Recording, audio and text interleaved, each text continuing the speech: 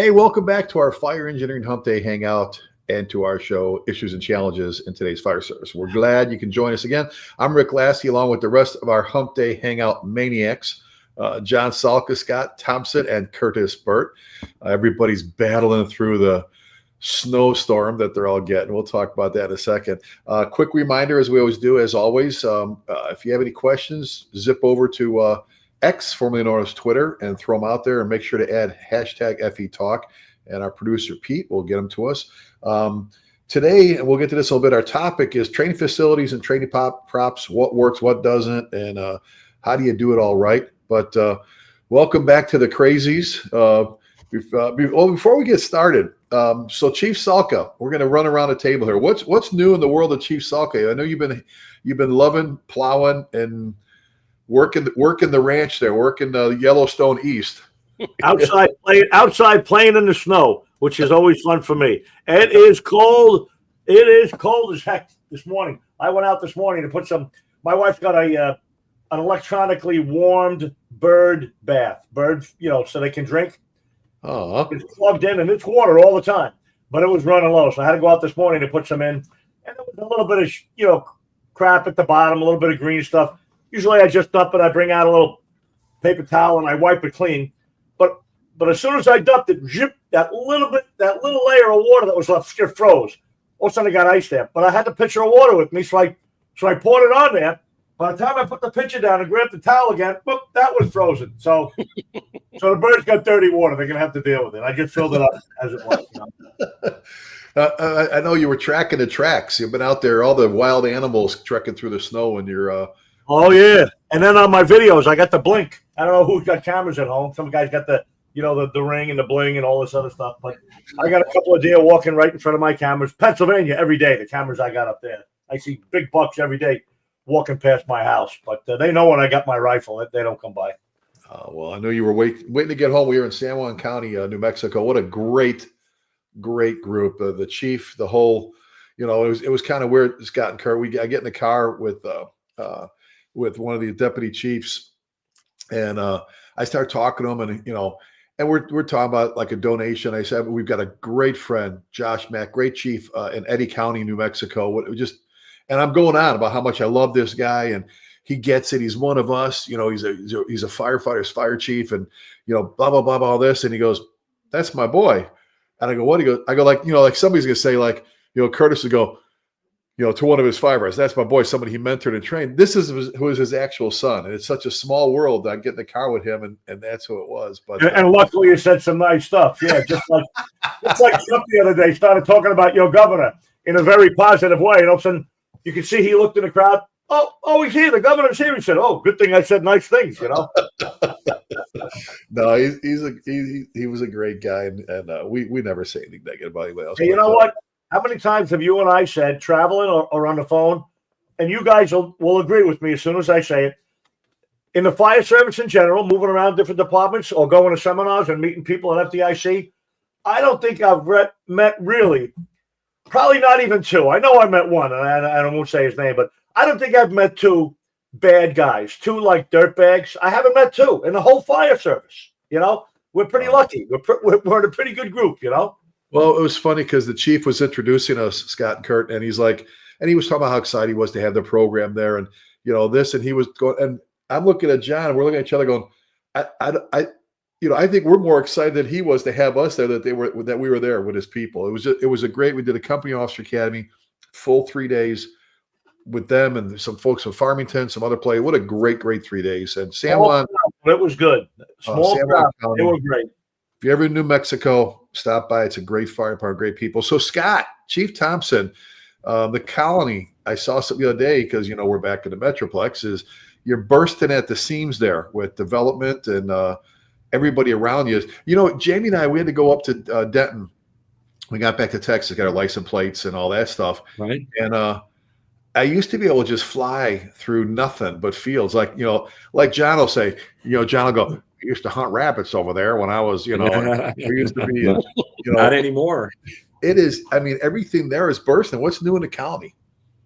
Man, we've been getting a lot of work. I'll tell you what, since the 1st December, our fires, and they're in big, big homes, people using these outside fireplaces. And with all the football games, they're throwing logs on there and they're building them up. We've had 3 or 4 multiple big fires. One, we almost lost some guys. 10 seconds from losing some guys. Our incident commander, Garrett Rice, did a great job. But so we've been doing that and doing a lot of promotions. Just promoted a new BC and all the officers, and we're waiting on the tiller to come in. We ordered a new wet walk-in rescue. We're waiting to come in. So, I think I'm starting to think about pulling the trigger there. I'll kind of say it, man. I'm starting to think about my exit strategy. So that's not too far off. So there's a lot going on. That's good too. Well, you've been there a long time. I know we all worked together. Curtis, God, he and I met.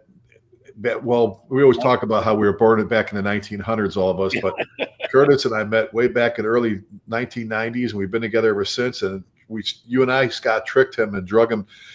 So for our viewers, we just told Kurt, come on down. We got some Texas barbecue for you, some Tex-Mex. Just you and Phoebe, just come on down for a visit, and then we wouldn't let him leave. So there's. But Rick, when you have a dog named Aggie, I had a pretty good feeling. Well. I got to tell you, Scott, I don't know if I told you this story. So the first time I went to see my son, Ricky, when they moved to Grapevine, right? Grapevine, Texas, great fire department. Daryl Brown's the chief. They're a great boss. We all worked with him. And I came back with pictures. And this is back when Grapevine had, they were developing, not like they are now.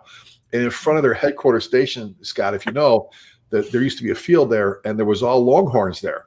Now, I'm a idiot. I was born and raised in the south side of Chicago, southwest side. Wildlife to me was a pigeon. I'd never been around wild animals like elks and deers and rabbits and stuff. And I come back with these pictures. We're at Dairy Woodridge, and I'm in the kitchen.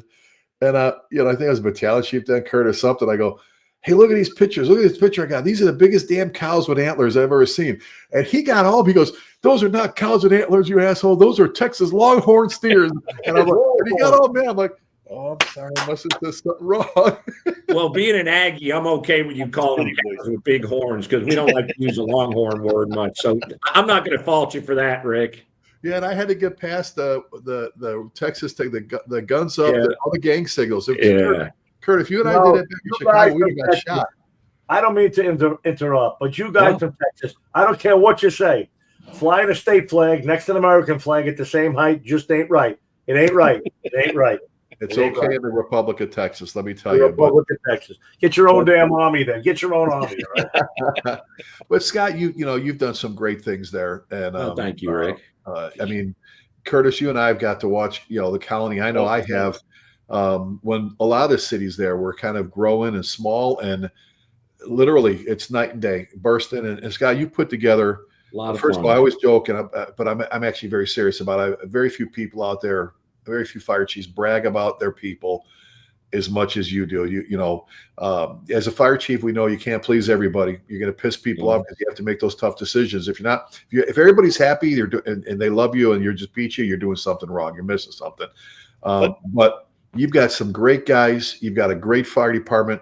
They fight fires like you're supposed to fight fires. They love the job, and you've done such a great job there, Scott. Hats off to you.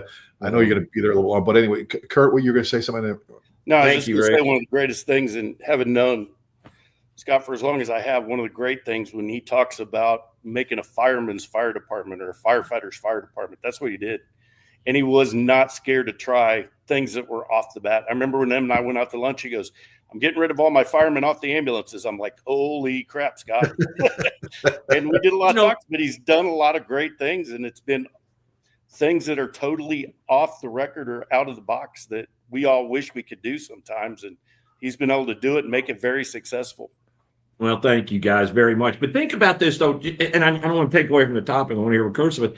But there's not a lot of fire chiefs out there that are advocates for fire victims. You think about all this stuff, all the conferences and all this.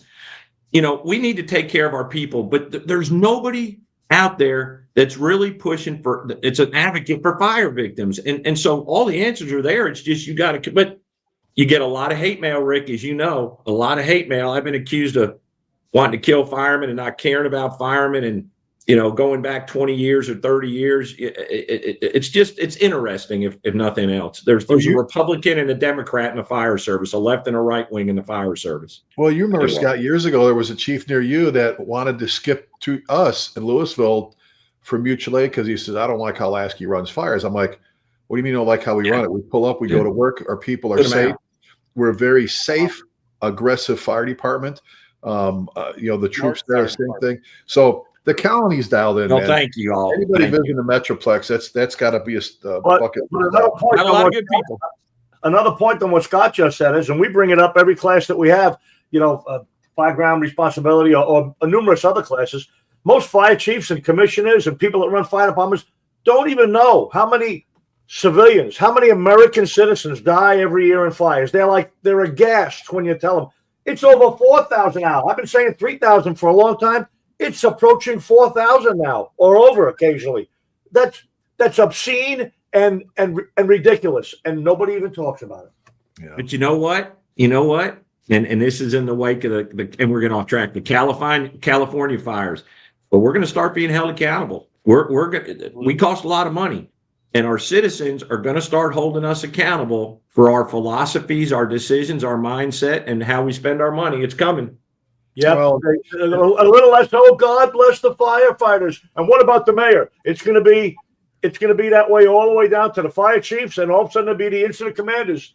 Hey, deputy chief, what happened to you? Why is it a fourth alarm? I see it in New York City right now. New York City, there's more multiple alarms in New York City now than there's ever been. I've never seen 4 or 5 tower ladders up at an H-type building in my whole career. That's what. Yeah, and now every fire they have in an H-type building at the top floor, there's 4 or 5 tower ladders. It looks like some of these other more suburban departments that have tower ladders and end up just filling a building up with water. It's just it's just it's what we all live by and what we. But that's why our circle of friends are so good that we hang with, because they get it. They're fire chiefs that get it. But there's some, I think, that again, we'll get to their training topic here in a second. But there are some that I think have forgotten where they came from, and forgot what the mission is and what we're supposed to be doing. But it's just, Scott, you, like I said, great things. And I want to say something. Curtis brought this up, and there's a lot of people talking about, but risk takers do well. When you think about people who take risks, I don't mean risk jumping through, boiling water, boiling oil fire. I'm not talking about that. I'm talking about when it comes to ideas and plans and strategies, when they talk about leaders who take risks, that try new things. Scott, people laughed at us when we talked about putting a swimming pool behind our main dive station. Remember that? People laughed at us when, there was a lot of, some of our craziest ideas have come from our newest firefighters, because everybody on this panel, we listen to everybody. There are some chiefs, and John, you and I talked about the 100-foot length of hose, Scott, from the nozzle backwards on all Louisville's engines. No more 50-foot lengths on the first 100 because the coupling. Remove that coupling. It was a brand new rookie firefighter. Some chiefs would say, "How dare you come in here and tell me how to run my fire? You haven't been on a job 6 months yet." And every one of us and the people we run with, we listen. Sometimes you can't do it, but the fire service has evolved into as great as it is because we've adapted, but we've also listened to people and we've tried things. And leaders are risk takers. Colin Powell used to say it. Risk takers do well when it comes to ideas and things that are going to make your fire department better and your people better. Otherwise, you become the status quo and you just become one of them. And, all of us are way too competitive. Curtis, besides the fact that your guys are building snowmen right now, build snowmen out in front of your firehouses in Pearland down there in Houston, Texas. That was the funniest thing. We were having to teach them how to do it through text. They're like, what are we going to use for how do we do this? Anybody got a carrot? It's kind of yeah. So you're another place. A little ball and then roll it into a big ball. Don't just smash it all together. You're another place with a great team, and we always mention your boss, Chief Jay Taylor, is one of those fire chiefs who gets it. We love him dearly. He's another great one. But how's your boy doing over in? I know Scott's kids have been doing a while. John's kids have been doing a while. But how's the rookie doing over there in Galveston? Yeah, he's having fun. He's been keeping busy. They sent him home because were afraid everybody was going to get stuck on the island. So he came home a little early but he's doing great. He's having fun. Those guys are taking good care of him and teaching him a lot. That was one of those things, we talk about listening to the young guys all the time. He comes back, hey, Dad, what about this? Or why do we do this or something? And it's great. He challenges me sometimes. How's Phoebe doing with it? Has Phoebe gotten used to her baby doing that? We had to do the no middle shift text messages, please. But yeah, she's doing good, and she knows he's a smart kid, and he's been around the business, grew up with all you three and me and everything. So it's been good. He's having a blast. You guys are doing a lot of cool stuff there too. I watch you all the time with the new rigs and all that stuff and the people you're bringing in. So keep doing great stuff there. Absolutely. Yeah, we're trying. We're keeping it, but we're doing the same thing. Teach everybody everything you can, and then let them teach you. Shut up and let them talk, and let them teach you where we need to go and see what's new, and get people out to see outside of your own little circle. And I say that all the time. People out to train with other people, the better off we are, because we learn it and bring it back and try it. But it's one of those things, just like you know, Scott. We talk about it. It's okay to fail if we do it right. That's how you figure stuff out. And we should try to fail, but we need to do it right. And in the right place, not on the fire ground. And if something doesn't work, stop doing it and try something else. That's how we succeed. But you're right. It is okay to fail. Just ask Putin. It's okay to fail. I got real quick, Kurt. You remember how much? Now she's 30, but my daughter Emily, when she was a baby, she just my gosh, is she 30 now, Rick? Yeah, she's 30. Oh, wow. They're both working, like I said, for Lockheed Martin, doing great. But when she was a baby, Scott and John, she had the biggest crush when she was like 2 years old, 2.5, 3 years old, on Curtis. Where Curtis at? Where Curtis? But Kurt, you'll appreciate this. When we first moved to Texas, we had a snow there, Scott, and a Texas sled for a kid is a piece of cardboard, right? Well, we still had her saucer sled from up in Chicago, so she's out there. And we're like, she was making money. Like, give her a nickel or a dime or a quarter. You can use her saucer sled to go down the hill. So she was doing good. But in Texas, you only have 15 minutes from the time it snows till it's gone. So right. Grab anything you can. Hurry up. Hey, all right. So let's jump into our topic. And this is one we've touched on before several times.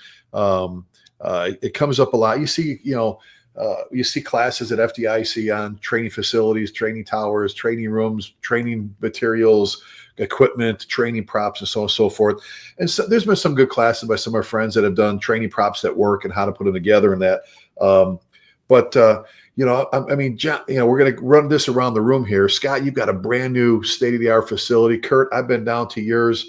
John, well, we could talk FDNY and we could talk South Bloom and Grove. Let's do both. We're going to go from the largest fire department to a volunteer department that's very much the norm out there, and what we each do for training and stuff. But when we talk about this stuff, the training facilities and all this stuff, what works, what doesn't, because we've been some places where someone will come back from a class and they'll put together an SCBA torture chamber, a maze. And then they can't understand why their firefighters get frustrated when they can't get through, instead of graduating them into the difficulty. Even my buddy Kenny Hahn from I'll be with him in April. He's the chief right outside Indianapolis, Indiana. He sent me some pictures. They're building like 12, 14 props, hose bed props that you can wheel around, that you don't have to take the engine out of service, and you can stack your hose, stretch, and lead around. And we've always said before, as great as a train facility is, you don't need one to train. John, you and I talked about San Juan County. I did it years ago. Kurt, you remember? Took a fire engine and we did 2-a-day drills for over 2 years and never repeated the same drill. Just what people say, I don't know what we're going to train on. You have this gigantic training prop out there. But Scott, let's go to you first. Your thoughts, you guys your committee, you just put together your ideas and designs and purchased a new training field, a new training tower that does all kinds of stuff. Explain the process, because you guys did it really well. And all of us have been places where you look at it and go, it's nice, but there wasn't much thought put into this. Or it does one thing, but it doesn't do the other 9 things we want to do. So talk through your process for us, and then we'll run around the table here. I got what might be a unique philosophy, and not everybody will agree with it. But, Rick, you knew the colony when it was young, when it was nothing really, just a very small little city. And, when I got here, we were a quaint concept, and we made that commitment to go to that engine and truck deployment model. So we had guys here that were going to staff a truck company that never rode a truck, right? So we had to figure out, how do we get those guys the skills necessary to be successful in that position? So we did exactly what you were talking about. We built a bunch of individual props, and it's kind of the crawl, walk, run. We started at the very basic. I think one of the mistakes we make in the fire service is we don't start teaching at the technique level. We just teach tasks and then tactics and strategy. And if you don't get it right at that technique level, anybody who's ever forced a commercial door knows there's a technique to it. Anybody who's ever cut a commercial roof, that's not something you just throw somebody up there who's never done it before and say, do it. And so we got a very, very small piece of land. We call ours a yard. I mean, it's very small. And so we built a bunch of these little props, and we started doing these company evolutions. And we had great success with that. And January 6th was my start of my 17th year here. So during that period of time, that was the majority of our training. Now, I think there is great value to having structures where you can go in and try to create reality-based training. Bring in the smoke and the heat and the decision-making stuff on, do I go left? Do I go right? What is this? All those things, and Curtis, you were a master at this, but you get a good stoker, somebody who knows how to build those fires and control those fires and the flow paths and all that. So that's vital too. But if you just, I think what a lot of departments do, they sit down and say, let's build this huge training facility. And they don't think about really what they're wanting to train on. There's a process to it. So I think what you have to do is start, I always say, with the end in mind and work backwards. What do we want our people capable of doing? What does our city look like? What are the challenges that we have? Let's identify that first. And then when we sit down to build whatever it is we're building, let's build in those critical tasks and do that. So that's how we approached it, Rick, is, we're a vertical vent department, because of the little houses we have. So we have props for that. We have forcible entry props. We have the hose props. All our stations have places where you can throw ladders. But if you don't get those company evolutions right at the technique level, the rest of it is just, I think you're kind of wasting time a little bit. You get your hours in, you can check off, we got live fire training. We got this $10 billion facility out here. So one of the reasons we went with the containers, though, is you can change them out. And right. Anybody who's ever, in Louisville, Rick, we had what we had. We inherited that tower, and we had some problems. We tried to do the best we can, but we were very limited on the evolutions that we could do in that. So we decided to go with the containers. We tried to create the things that we have here in the colony, the Fox boxes, the very small homes. Most of our stuff is mid-rise. 3 or 4 story, a lot of stair work, a lot of tight spaces. And that's how we approached it. But I think, like I say, I think you really gotta examine what you want the facility to do and then reverse engineer it and build it to meet those objectives. Not everybody's going to agree with that, but that's my thought on it. Well, and you said something that John and I talk about a lot of some of our shows when it comes to spec'ing rigs. Spec the engine, the ladder, the rescue, your ambulances for your town. Don't, it's great to have a rig that looks like an FBY rig or Chicago or LA. By the way, our hats off to those of us, the firefighters there. If you're not proud of what those folks in that area and their mutual aid partners have done through this whole mess, unbelievable. Working class, hard ass working firefighters out there are phenomenal. But sometimes, it's okay. I want a rig that looks like LA or New York or Chicago, or spec it.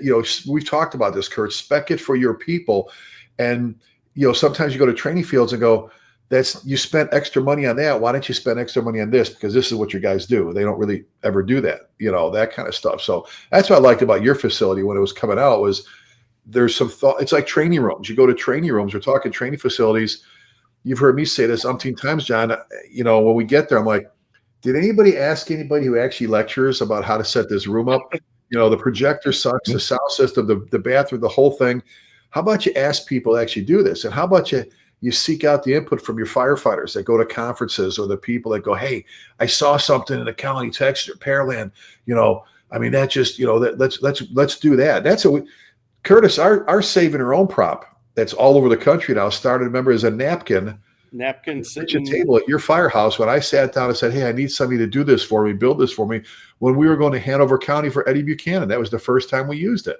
And I still have the napkin in a box of my original Saving Your Own stuff. So, when you're listening and when you're looking and you're building things that are realistic, that have some future to them as well. But and John, go ahead. I just wanted to comment before you wrap up and jump over to Curtis or whatever. I love that container. I love the container concept. Scott obviously recognized that. I'm not sure who else has it, on this panel or anywhere else. But, Jimmy McCormick from Indianapolis, I'm sure he didn't start it. I'm sure he picked it up somewhere. But he really made it famous. You can even go there and take a class on how to do it, how to build it, how to put it together, and how to use it. He's been very, very creative. You go to his facility. I mean, they got stairways and hatches for smoke, and they're teaching an engine company class in the container, and on top there's another instructor up there teaching a roof cutting class. Because they're using the real roof and the real fire. Just tremendous stuff. They're easily accessible, not terribly expensive, at least not until they discover we really like them. And I just got to put my 2 cents in. I think they're great. Well, easily attached. Been as successful as anybody with live fire training. He's highly successful, and he pushes those containers to the limit. Oh, he does. And, you always see you have the ability to bolt your burglar bar prop to them. On top of them, you could do flat and peak roof like anybody else, but it just, you can disassemble, you can move them if you had to. Sometimes the panels that we burn through in the burn room we have cost more than a whole nother container. And you just disconnect that container when you've wore it out, you get rid of it, you get a new one. You're not pouring new concrete, you're not doing new things. I mean, that's what there's a lot of places out there, a lot of great things and a lot of great training facilities, but that's a great concept. Kurt, before we get to John, I've been down to your place. You've got a great training field, a lot of room, and you remember we went to Dallas a long time ago. Dallas's firehouse, we all know it, their training field, they've got the classrooms, and there's a tunnel, a hallway you walk through with portraits of all the guys that have lost their lives in a memorial, and you end up in their academy firehouse that they actually staff with a real kitchen. And then they have street lights you could drive to. They tone out in the middle of a class. They go, you have car fire. And whoever's assigned that rig goes to the instructor. They go put out the car fire. And then the buildings, it's so realistic. You guys have a pretty nice and robust facility in Pearland as well. Some of it's been there for a while. Some of it's new. So walk us through some of the things you can do in Pearland. Yeah, that's one of the things we did when I first got there. They had pretty much all of it ready, but we were building a new single family burn, actual concrete Class A building. And when I started teaching with the guys and stuff, I said that was one of the biggest things we had to is let's look at our city, let's look at what we do, and let's set this up so that we're taking care of our day-to-day stuff. We don't need to do the big stuff that you see on TV. We don't need to do what New York does or LA does or any of them. We need to see what ours are. And we pretty much look at that with everything we do, from whether it's our engine ops manual or building our rigs or building anything, is we start at the very basics. We start with, what do we in Pearland have? What kind of buildings do we have? What kind of tactics are we using? What kind of people do we have? What's our staffing? What's our response times? And everything we do is built off those, and including the training field. We're getting ready to do our phase 2. And we've got our residential down. We've got our water mapping prop that's permanent. We've got an extrication area. We're getting ready to do some cans, just like Scott did. We're sending guys to Crawford's place out in Indianapolis for that class. And when they come back, we're going to build the next phase, which is kind of strip malls. We're a strip mall heavy city. And multifamilies. So that's where we need to get some work. But it goes down to exactly what Scott was saying, task level. If I can't get a guy to get a hose to the water, I could have all the props, I can have all the stuff we got. But if he isn't good at pulling hose off the rig and getting it in the front door and getting it to where it is, the whole operation doesn't go off. So well, and you guys are intimately involved in it. Down. Is Louisville's dedicating coming up here, the Chief John Ashman, our good friend who we lost too early in life, training center. And they just, we've always done some great things. Scott, you set that up, got 10 years of training, all the props and different things. And they just put 35 more million into that between them, Highland Village, and is it Lake Cities? Is that the third one? No, Flower Mound. Flower Mound. So I'm sorry, Flower Mound, Highland Village, and Louisville came together, three cities, and pooled their funding, and put together and added. I mean, great job. Go ahead, Scott. We were part of that early on, Rick. We were one of those partners. And when I went to my boss, I think at the time it was going to be like a $2.5 million buy-in. And not being in our city, we couldn't make it work for us. But it's a great joint effort. It's just, it was going to limit our ability to train in the city and keep companies available and do all that. So we opted out. But I'm really looking forward to see the final product. Oh, I'm going to try and get there for the dedication. Okay, here's 3 communities that came together. Some that maybe can burn where they're at, where Louisville, where they're at, and where that train facility, they can burn all the time. And accessibility with highways and that. John, I've always talked about, you've got the best of 2 different things. You've got the world's largest fire department, if you will, definitely the one in North America, the fire department in New York City, the Rock, which has incredible state-of-the-art and basics. You've got everything there. Talk about the adjustment and what they have there to, you go from the world of having the best training facility around. Now you got to go to South Blooming Grove, a smaller department in Orange County, and you're leaving there going, I want to do this, but you can't. Explain how you mesh that, because South Blooming Grove does a lot of great stuff. You guys do training all the time, but you've always talked about, it doesn't take a lot of money to train. It just takes willpower. It just takes interest. Some of the props you put pictures of in class, between the stuff, I don't want to get too far, to 88 engine, and the things we've done that are just 2x4s and sheetrock in the parking lot, versus having that. You've always said there's always a means to train if you want to, but talk about those two. Right. Well, I mean, New York City and South Blooming Grove are 2 ends of the football field. They're so far away from each other. There's no similarity except that they're firefighters and their training, right? You 3 guys, you have been the chiefs of department, and you the guys that have to deal with city managers or mayors or votes, to get money to build training facilities. You're in the New York City Fire Department. You go up to the top of the job, and you probably don't have to go begging for money for training. It's probably just, it's just built into the system already. Now come to South Blooming Grove, and we don't have a training budget. We don't have a training budget. I was chief there twice. We just don't have it. And, when something comes up, just recently somebody was on the group me site saying, oh, what if the commissioners will go and send a couple of guys, to that seminar that Billy just posted in the firehouse. There's something coming here, next month, some guys putting on a program. But anyway, you're right. The one statement, obviously a lot of what you say is right, but the statement you said about you really don't need a lot of money to train, boy, that couldn't be more true, than a lot of the other things we talk about. I can't think of how many things. Now, obviously, you need a couple of dollars. You might have to go buy some 2x4s. You might have to, pay a guy a couple of bucks for a bunch of pallets. So maybe get them for free too. But you can build I've seen tremendous SCBA mazes made out of wooden pallets and a couple of 2x4s, and a couple of 100 feet of rope without getting too dramatic. I've even seen it at big shows. Talk about your hose bed prop at 88 engine that Louisville, I think, did, or whatever. Right. They built a hose bed prop. They mimicked and built the same dimensions as what the back of the rig, and threw some either old hose or new hose or whatever. Didn't really matter.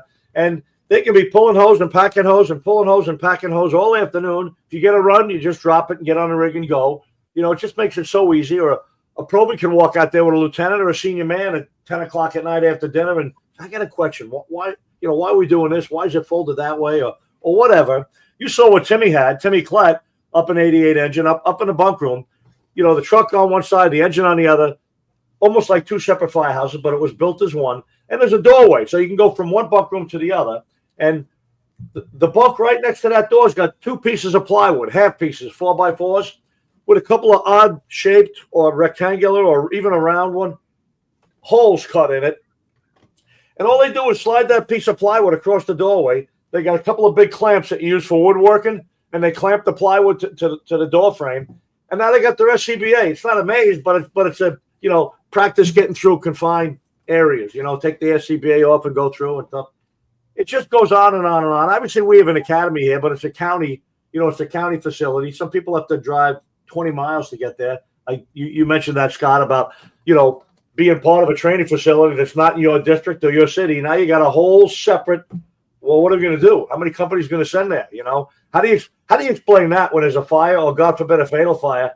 and one or two of your companies are, 15 miles away at a training seminar. You can obviously justify training, but New York City does it. They do 20 or 30 companies a day, not all at once, but there's about 20 or 30 companies a day go to the Rock, drive there, out of service. But we got 300 companies, John, how many times a year, just on an average, would your engine and ladder go down to the Rock? How often was it? Oh, in New York City. Yeah. Maybe between 7 and 10 times. Okay, so pretty good amount. I think that's a lot for the 300 companies. Yeah. If you figure That's a good number. An hour or two every day. And if you think there's 300 something companies in 5 boroughs, which is 5 counties, Right. they have thought so many times and came close a few times. They may even have something now. They were thinking about building a small satellite training center on Staten Island or Brooklyn, so those companies didn't have to travel 20 miles. They could travel 3 miles or 5 miles and get somewhere, Well, back to what we said about the willpower and the energy and the enthusiasm and the ideas from the kitchen table that start off there and end up out on the field. We're talking state-of-the-art training facilities. We're talking taking 2x4s and building wall breach props. You've heard me tell the story. The other TC in the Metroplex, Scott, the other is Trophy Club, the other TCFD. And when I was interim in Trophy Club, I think you've heard me say this before. We're coming back from a smoke in the house call, and then behind the engine, about half a block, also they pull over to City Park, and the firefighter Kalo in a jumpsuit jumps off, grabs a cross, takes off through the playground. I'm talking to Shane, great captain, right? Shane. I'm talking to Shane. I'm like, Shane, what do you got? Camp, what do you got on the radio? And he's going, and I pull up. He goes, no. He goes, we're stretching hose. I told Kayla the jungle gym set's on fire. So what he has to do is stretch through the gate, go around those little springy ass things, around the teeter-totter set to get here. It's all about stretching hose. And that goes back to, that was Shane just stopping and going stretch hose. Like John's prop, he's talking about 88. You're stretching around rubber tires of the fire engines and doing things and all that stuff. I've watched Curtis build hundreds of props over the years, at U of I, and we're in Illinois and down Texas. I guess maybe I'm kind of spoiled when it comes to the idea of we run in a circle of friends that we're trainers, and we're like, hey, let's go. We'll be sitting somewhere, and the next we're outside the kitchen with these guys we're visiting with, and they're hammering nails and doing stuff and trying to, like Kenny in Indiana sends me this picture. We're building all these props so the guys can load up their hose and stretch hose. We can wheel around to different stations. And let me real quick, John.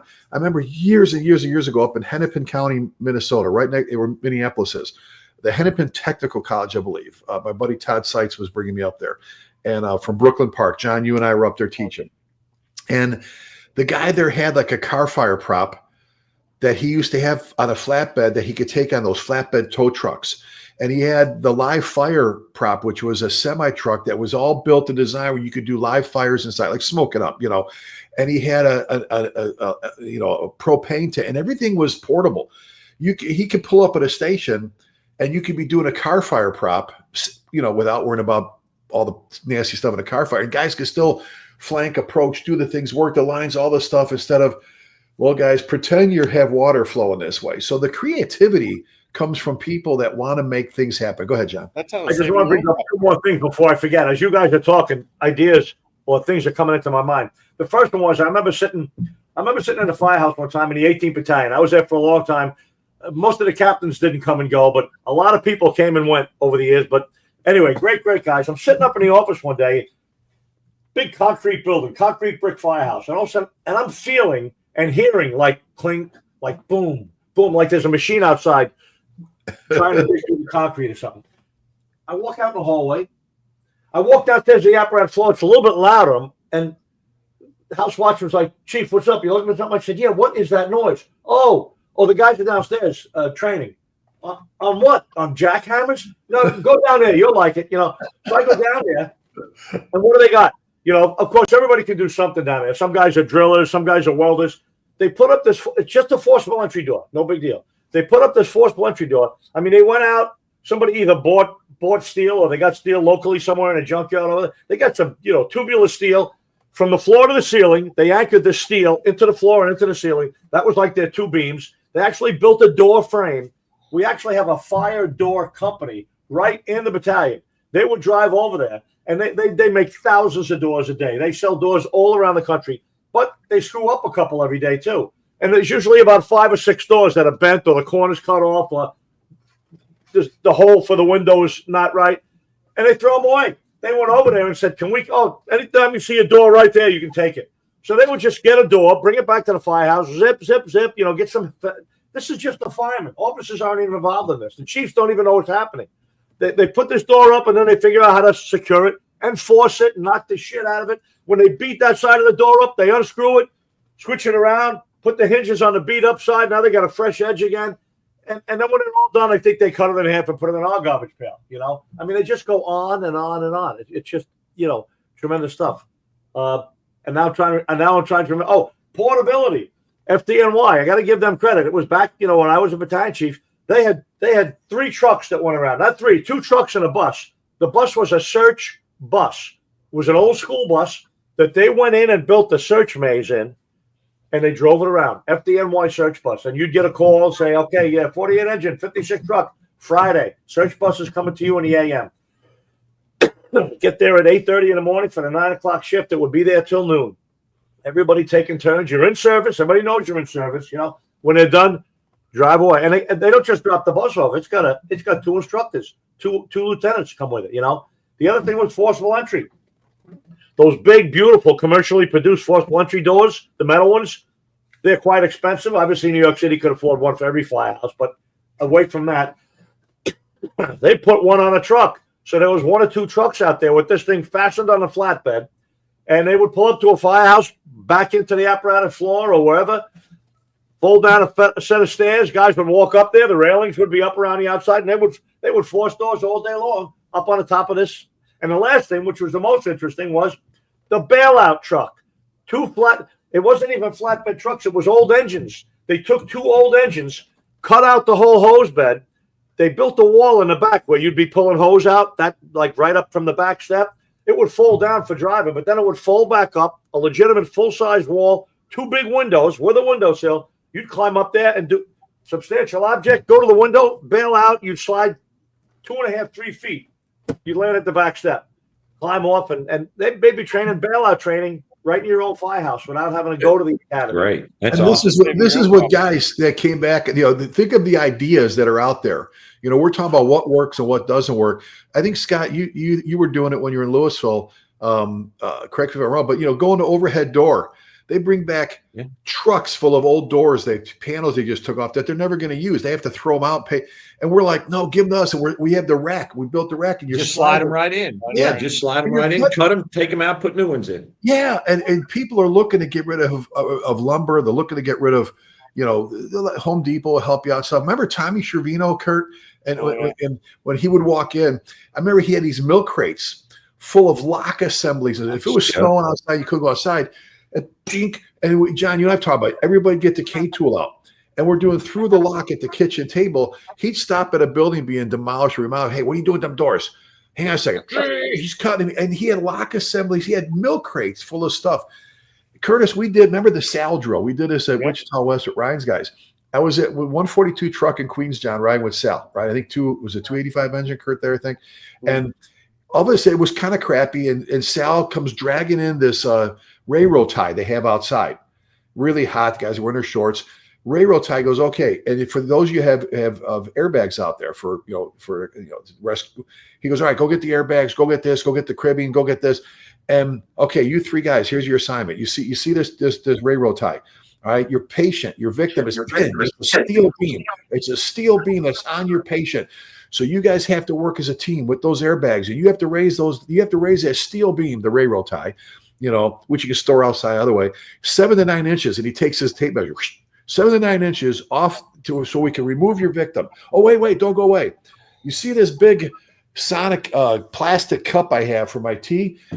I'm going to fill it about that far from the top with water and put it in the middle. If you spill it, knock it over, splat, you just crush your patient's legs. And do you remember I remember when I was at Wichita West, we were supposed to be done training at 9 o'clock. We went till midnight. Guys like, oh my great daughter. And they were like the competition of raising with a freaking railroad tie and your airbags. Tommy Schiavino with a milk crate full of locks and stuff he cut off of doors. I mean, it's endless if you have the willpower, the stamina, the energy, and enthusiasm to bring stuff to your people. Go ahead, guys. And Rick, you can do the same thing with a ladder. Oh, go ahead, Curtis. No, I mean, it's just thinking outside the box. Like you were talking about the saving your own prop. That was supposed to be on a trailer. We got 9 or 10 props on it. We ended up having 20 or 30 drills we could do with it. Yeah, absolutely. I would take the guys out with the spreaders and to the dumpster and say, okay, lift this dumpster up. We got somebody under it. Lift it up 10 inches. Our guys built a roof prop on top of the dumpster. Yeah, framed it all out on top of the dumpster, so all the stuff just went in it. When they were done, throw it in and yeah, it's all go good. out. Great idea. We would light the dumpster on fire. That's what we would do. We'd light the dumpster. Get a little smoke return when you we were just in New Mexico with that great group in San Juan County, and John says, "Yeah." He always says this in class. I love looking out to the audience. He goes, "Yeah." So training wise, the good officers train their people. We'll go. Okay, we're going out. We're doing extrication. There's a car on the side of the highway or on 4th Street that burned up this morning. We're gonna go cut it apart. I'm like. Yeah, he goes, they're just going to tow the thing of trash anyway. So they just go, there's another abandoned car on the side of the road in the Bronx. So they just cut it apart. Once the plates are off, it's ours. No plates, it's ours. But I mean, and now let's talk funding for a couple of minutes here, because some of this stuff sometimes isn't free. And Scott, you and I rewrote the training guidelines in Louisville, where when you and I first got there, some neighboring departments, one in particular, wrecked the training tower. They burned so hot. Remember, they were burning like 9 pallets at a time. Spoiled, all the concrete was ruined. We had to put millions from the AFG grants into refixing it. So we established training fees. If you want to come there and use the tower for your physical ability, or you're not going to burn. You're not going to burn. Use the props. You have to replace any supplies you use, and you pay. It was $200 for the morning set. This is way back when, $200 in the afternoon. If you're going to burn, if we're going to do flashover, you had to use our 3 instructors. But for our listeners, we had it set up at a fee structure, the city, that we took senior captain's pay with all 5 of the, other benefits. So if Captain Curtis Birt would say, "Hey, Kurt, the county's coming to do flashover. You and 2 other guys can do it. And we would pay you time and a half to go there." Well, somebody's got to pay for that. So they would pay for that. Now, if it was a firefighter that was filling that role that day, we actually made some money. It was set at senior captain's pay. And remember, Scott, you and I talked down, and we talked the city into taking that money we made off our training facility, instead of putting back in the training, the general fund, into the training. So when we needed new saws and blades and supplies, Scott, you were able to just go buy stuff out of your own account instead of it going back in the general fund. So we had it set up to look, we weren't making money paying salaries, but we were recouping our costs, and then a little bit of a bump just to repair things, buy more, props or whatever, replace the blades, and pay for fuel and stuff like that. And the fee structures are out there. If any of our listeners are interested, contact the Louisville Fire Department. Contact, I'm not sure who's doing training on there, Scott. Captain Cease or Chief Cease. Jeremy Cease is the training guy. I don't know. I think I don't know if he's chief. I think training chief. Yeah. Get a hold of Jeremy Cease. He's a good guy. Louisville always share. They'll send you their fee structure, what they did, and how their policy. They have a whole policy on how to use their facility. But go ahead, John. But don't disregard the free stuff. I'll tell you what. In the city, obviously in New York, we do it up here in the valleys too. You go to Home Depot, you find the right guy that works in lumber, or the right guy that works in back in the yard. You could get sheetrock and plywood till the cows come home. Not every day, every weekend, 52 weeks a year, but you go back there a couple of 2, 3, 4 times a year and say, hey, we're going to be back next week or 2 weeks. You got the old plywood? Oh, you know what? Yeah, the guy with the high-low just busted 2 pieces. I got them right back here. You can take them right now. Same thing with sheetrock. A hole get punched through it or something. I'm sure now they cut them in half and sell those 4x4s, but there's plenty of waste and damaged stuff at those big stores, and you just got to get a personal relationship with one guy or gal there, and you're gold. And don't tell nobody. And don't tell nobody. Other fire companies will be there doing it. Yeah, and some of it's a write-off for them and all that. So I want to ask this one question, but I don't want to skip past something. Curtis, years ago, you guys were on a mission for the Regional Fire Academy. I'll never forget this. You had a team show up at FDIC, because FDIC, here we are in fire engineering, greatest conference in the world. There you go. There's some great conferences out there. But that being said, if you can make it there, if you make it just for the exhibit hall, they are looking to wheel and deal at the shows. they are looking, to like the guys in the car, they're looking to sell stuff, and they've got discounts going on. They've got things. Hell, the fire engineering book booth is always giving a big discount to buy your books there and have them shipped home. But Curtis, you guys were able to you assign, right? You assign everybody at different assignments. You go to the saw guy, you go to this one, and you guys were able to come home with. I'm just gonna say this: you've been here several $100,000 worth of deals that you guys got on equipment that you would never get if the salesman just showed up at your place, right? Yeah, it was. We had sat and talked about it. We're needing to finance this regional place, and we went to all the dealers and went to all the vendors, and we either got a big discount or they would donate it because we were a regional department, or they would let us help them R&D stuff. Hey, we'll send you this. You guys destroy it and tell us how we make it better or something. So we had about 20 guys that were just all over the whole floor out there and at the exhibit hall, and then we'd come back at the end of the night and figure out what we got and where we did it. And we ended up having a beer truck totally filled with equipment we got from there just because. And we would tell them, we're going to let you advertise it. So we'd put their name on the side of the truck. We would, keep information. So if any department wanted to come try the stuff, we'd let them, and then we'd give them information on it. But we would also get with them and say, hey, this saw isn't worth the crap, and here's how you need to fix it. Or, this is great, or we give them a lot of input. And they really want to work and do things because they budget that stuff. They budget to help out departments, and it's good for them as a business. Well, go ahead, Scott. Go ahead, buddy. I'm sorry. And I'm trying to think if I'm going to let any big cat out of the bag saying this, but if you have a true training culture and you're into training and you're into doing it the right way and you learn from it and you're willing to put out a few notes, and then with social media, it's amazing how many people contact us and say, we want to get, and we're just a little bitty suburban department.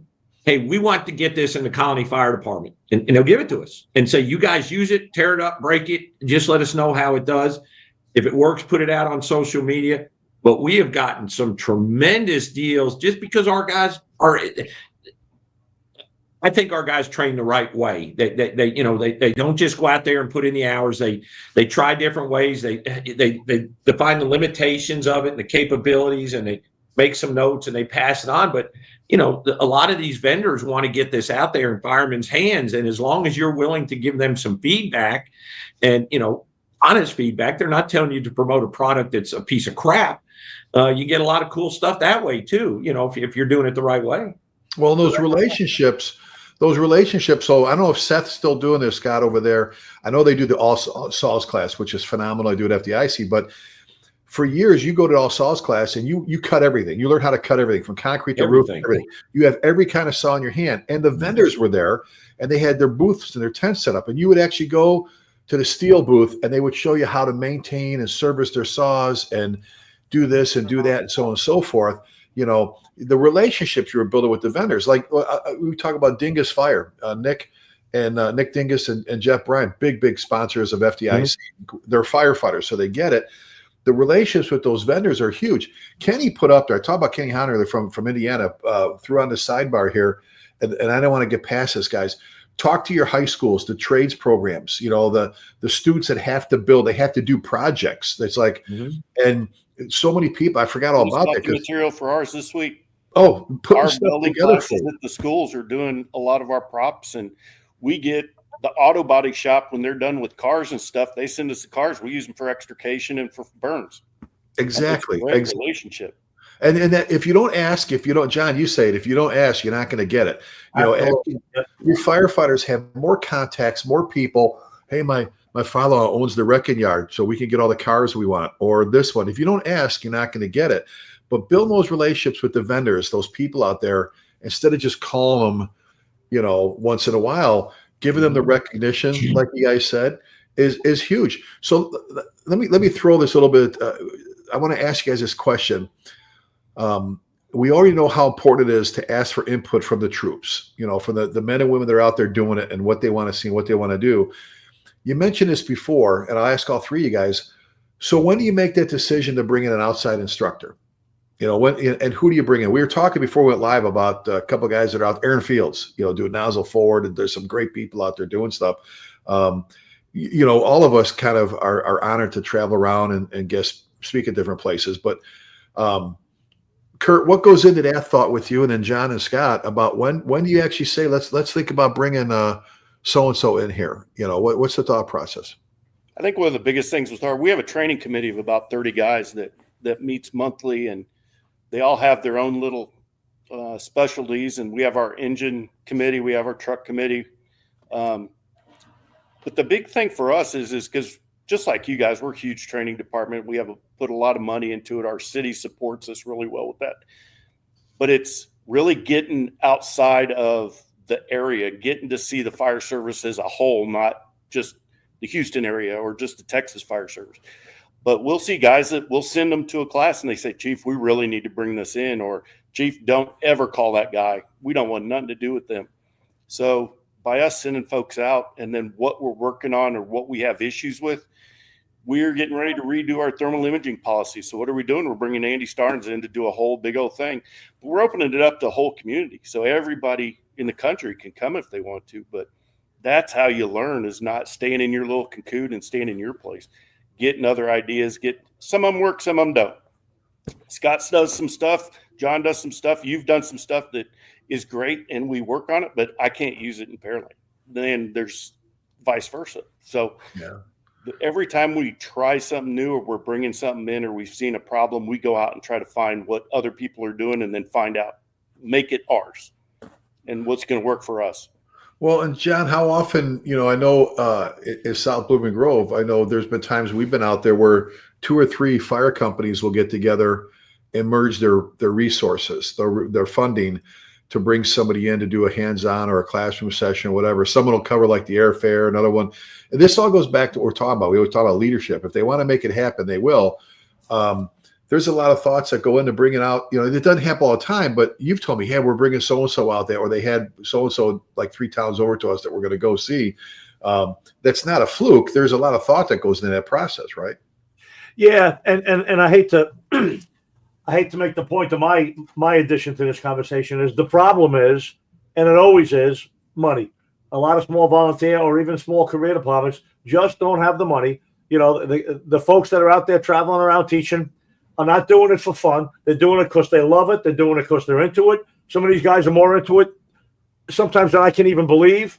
But there's a cost, whether it's travel and hotel, and nobody's doing it for free, and you just got to cover their expenses. Very few people are doing that. And if you find them, it'll only be 1 or 2. The point is, that's usually the problem. So sometimes you can overcome that by, like you said, a training committee, Curtis, which is a great idea. And maybe you can do some separate fundraising on the side. Like in the volunteers, you can probably get away with that. I'm not sure if you can get away with that in the career department, where there's a city manager and a mayor and a budget. And, oh, yeah, what is this? We're hearing these firemen are out there raising money for something. You know what I'm saying? So I'm not quite sure. Some places it will probably work. Some places maybe it wouldn't be allowed. But I know places that do that do a fundraiser. They raffle a helmet, or they raffle a set of irons off, and they make $5,000, $6,000. Boom, they got a seminar for that year. They call a guy up and, nozzle forward or whoever or whatever it may be, So that's an option too. Well, there's the initiative. And there's got to be a thought process, because you can't get jammed up. Scott, you and I with the city, they had a conflict of interest policy, because before you can go ask for donations from this place, you got to make sure that they're not in a lawsuit with the city, or, in the arrears on their taxes. And, you got to make sure that, they're, hey, we just gave you train division. Aren't you going to cut us a deal kind of stuff? So you're right, John. There are some stones you have to step on to make that happen, knowing your stuff.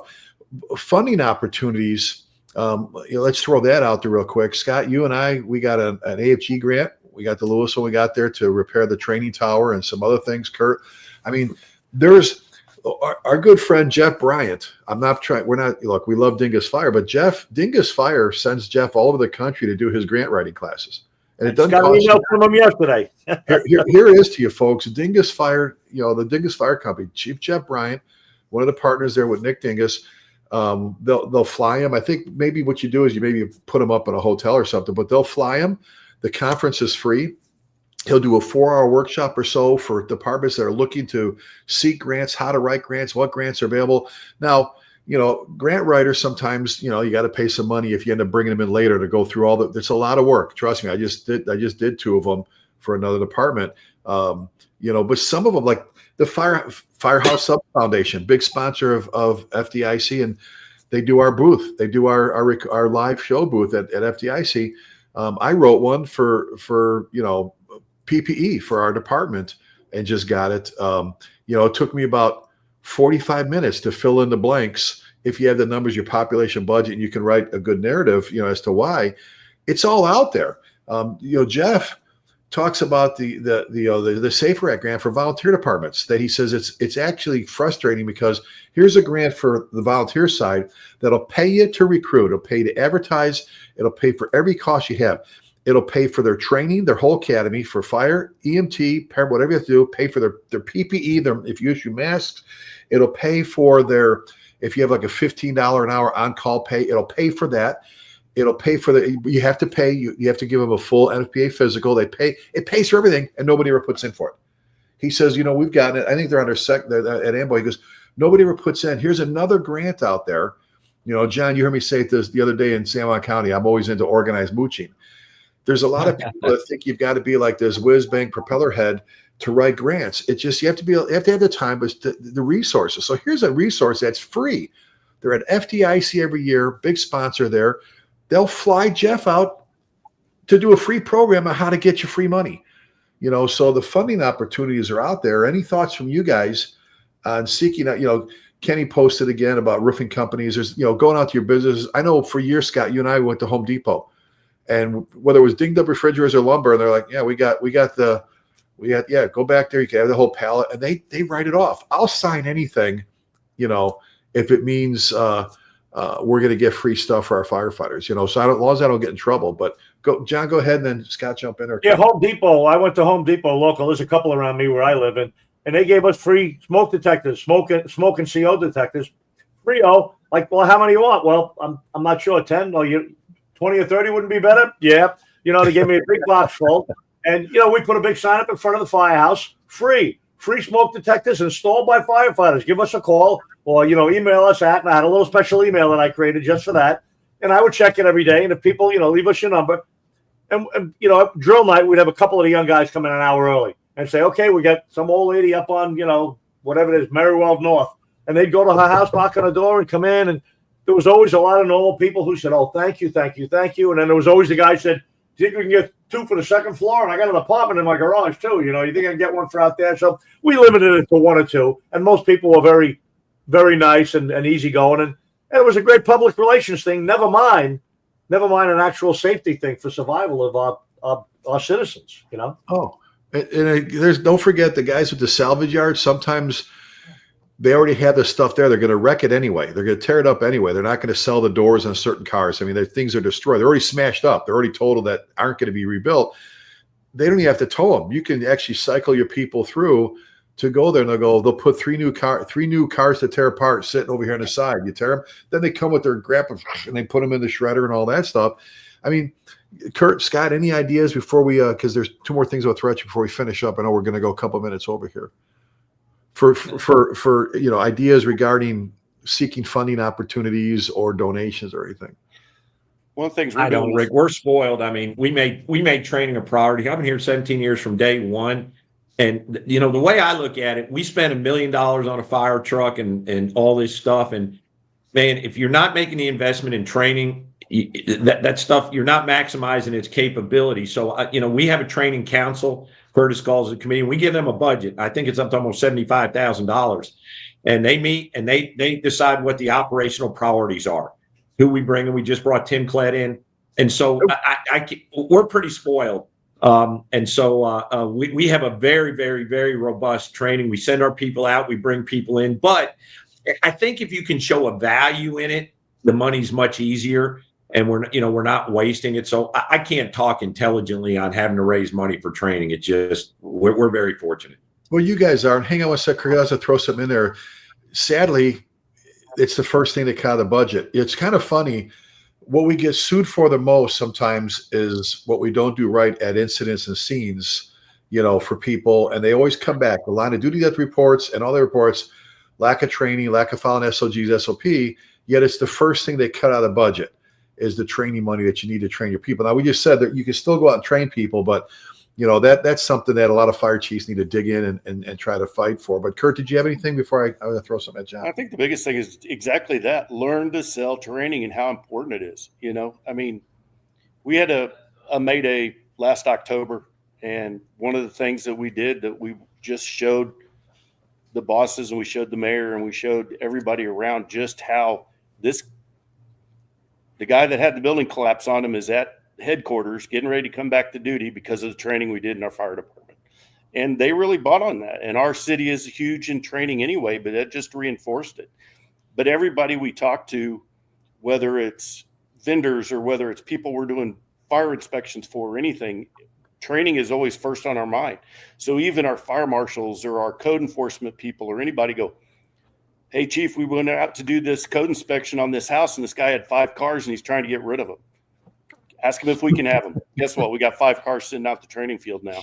We paid to have them towed over, and now we've got extrication cars for the next round, or cars that the guys can lift up with airbags or that we can start fires in or whatever. So if you always have that as a mindset, like Scott did, training is always a mindset. Everybody will help you jump in. And, we have a guy whose family owns the biggest beer distributor in Houston area. Guess what?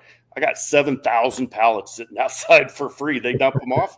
We build buildings with them. We burn with them. We do everything. So it's making those relationships and always having training, and don't think that you have to have the expensive, fancy stuff.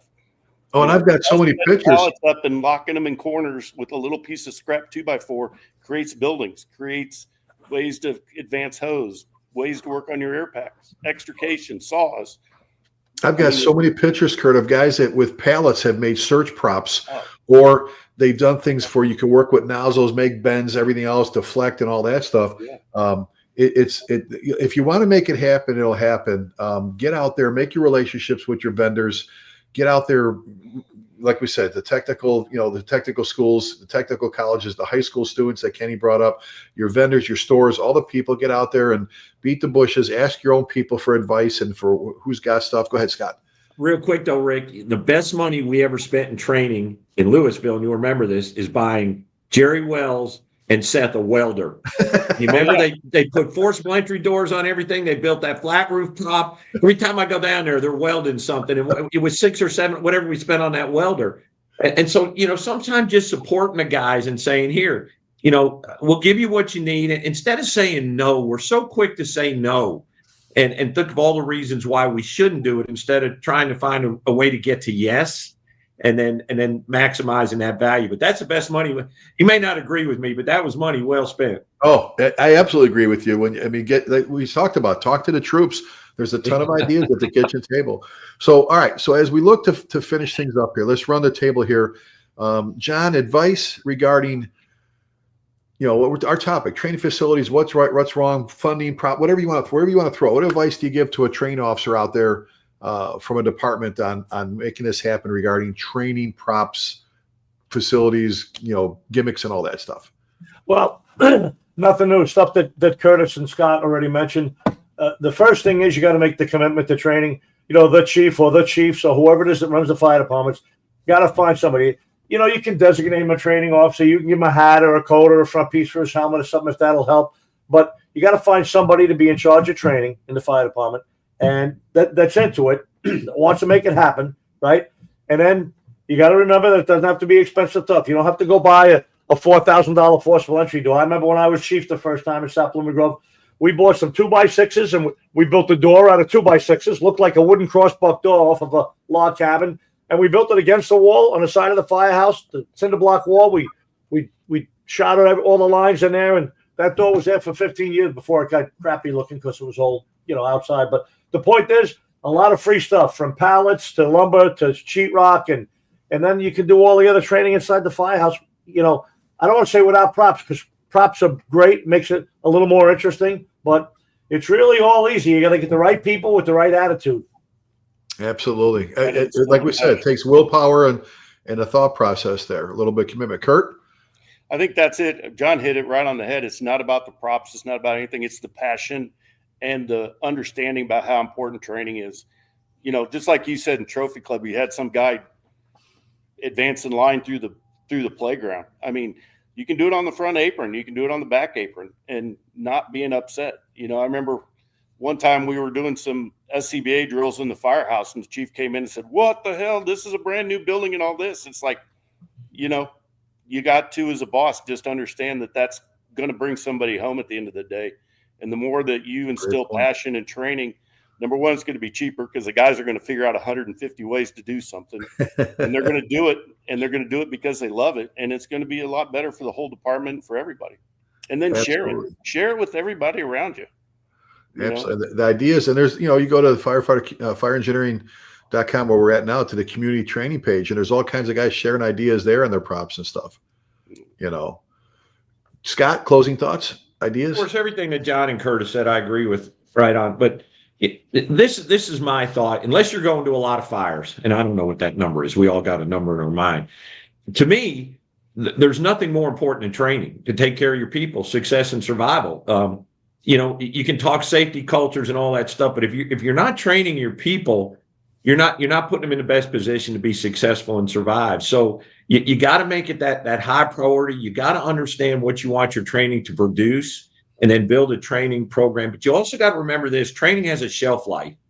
You can't go out and do something one time and expect them 7 years later to recall that. So you've got, we have what we call a training season. So we revisit every March. Spring training, we're doing the basics. We are doing the basics. So I know our organization doesn't go than any more than 365 days. And we've got this written down. So if you want it, please contact me. I got a packet. So we got to remember that. And we want to train on what the guys want to train on, make that a good portion. But we also got to separate out the stuff that we need to train on to be successful. So you really got to embrace this whole training mindset and connect all the dots. But once you do that, I think you get your people, and I've said this a couple times, where they're training because they realize the importance of it, and not because they're being made to. And those are two totally different looking cultures. But and it's okay to make it fun. Motivation. Make it fun, but they see the value in it, Rick. Without dragging this out, one of the challenges I had to overcome when you brought me in, the previous people there, and the characters, would bring them down to drill field and beat them. The one guy you had to deal with, his truck crew hated training because they went down there and it was nothing but hazing and abuse. And, you can create a lot of training scars if you don't pay attention to what you're doing. So, that's kind of my thought on it. Well, that goes along with what I touched on, not as serious as what you and I went through, but coming back and building a prop that's a torture chamber, and guys get frustrated because they're failing instead of gradually building up into something that's difficult and then throwing in the easy stuff in to keep them sharp. So all great stuff. To our viewers, if you get a chance, if you need something from anybody, get a hold of Chief Thompson. Just offered up Chief Birt. There's plenty of people out there you can reach out to. John, if they want to get a hold of you, best email address? ChiefJohnSalka@gmail.com. And I'm worried about John getting to our teaching gig this weekend because the President Trump is landing at the airport about the same time he is. So he's probably on the same plane knowing John. I think we got it worked out, so I'm going to get a little handshake. I think that. I figure he was going to see John anyway, so we'll just make the best of it. But Scott, best email? Scott@fireserviceleadership.com. Perfect. And one more thing. If you're looking for any of the mentoring information, Scott, Functional Fire Company, best author. Author of a best-selling book. If you're looking for any mentoring information, Scott's got that on. It's all free. And it's on that website. You don't even have to contact me. You can download it for free. The mentoring program and the company level training. Perfect. Kurt, email buddy. Yeah, anybody wants to? It's cbirt, BIRT @me.com. If you want to see what it's like to live and raise 155 dogs that you love, that's a Curtis's house. They got a lot of great puppies. Hey, we're all snow this week. We're all on most of the social media sites, so zip over there if you need to get a hold of us. Our next show for this group, for the Maniacs here, is February 19th, my daughter's birthday. Fire Engineering always has some great hangouts here on Wednesdays at noon Central Time, 1 Eastern, with some awesome people. And don't forget about the nightly podcast. John and I have the third Thursday, the Command Post, every month. There's some great things going on there. You're here. Look at the ribbon bar at the top of your computer. Fireengineering.com has FDIC, Firefighter Nation, fire apparatus, gems, everything up there that you need right here. So in closing, folks, and we want to thank our producer, Pete, for hanging in there while we ran over today a little bit. He's always so good about it. We love you, Pete. But in closing, we always ask you to please keep the men and women in our armed forces in your thoughts and prayers. And remember this, never forgetting means that, never forgetting. God bless you. Be safe, and we'll see you next time. Thanks, guys.